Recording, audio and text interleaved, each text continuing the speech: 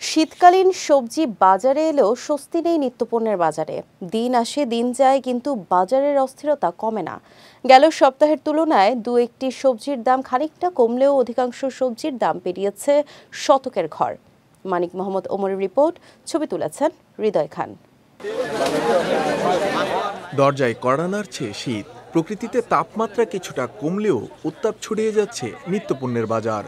এর মধ্যে শীতের সবজি বাজারে আসা শুরু হয়েছে, তাই সবজির বাজারে স্বস্তি ফেরার কথা থাকলেও শুক্রবার সকালে রাজধানীর কারওয়ান বাজারে গিয়ে দেখা যায় উল্টো চিত্র। মূলা ও পেঁপে ছাড়া অধিকাংশ সবজির দাম কেজি প্রতি 100-র বেশি। নিম্ন আয়ের মানুষের প্রধানতম সবজি আলুর দাম পেরিয়েছে শতক। অন্যদিকে কাঁচামরিচের ঝাঁজ কিছুটা কমলেও তা শতকের নিচে নামেনি। তবে কিছুটা স্থিতিশীল আছে মাংস ও ডিমের দাম।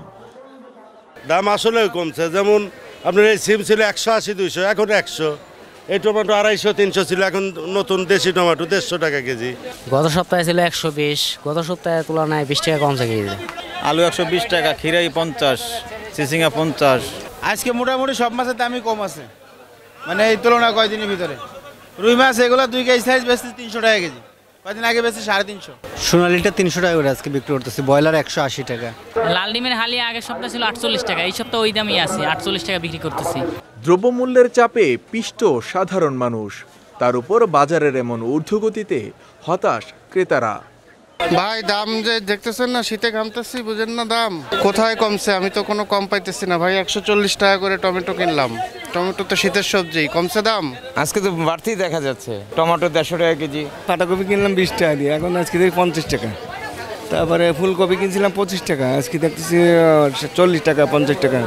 এমন পরিস্থিতিতে দ্রব্যমূল্য নিয়ন্ত্রণে বাজার মনিটরিং জোরদার করার দাবি ক্রেতাদের। মানিক মোহাম্মদ ওমর, বিজয় টিভি, ঢাকা।